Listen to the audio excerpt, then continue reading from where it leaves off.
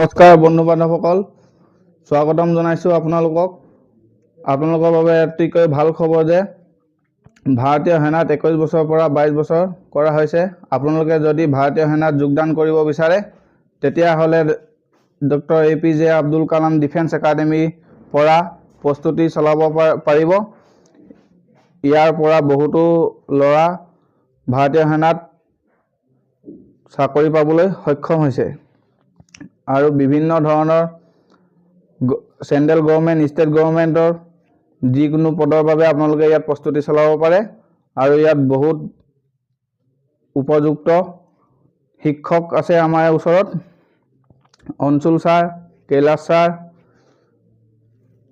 Ramashankar sir, বিনে sir, Bablu sir special Hindi পঢ়াব আপোনালোকক। যদি আপোনালোকে ইচ্ছুক তেতিয়াহ'লে doctor APJ Abdul Kalam defence একাডেমীত আপোনালোকে প্ৰস্তুতি চলাব পাৰিব। ধন্যবাদ।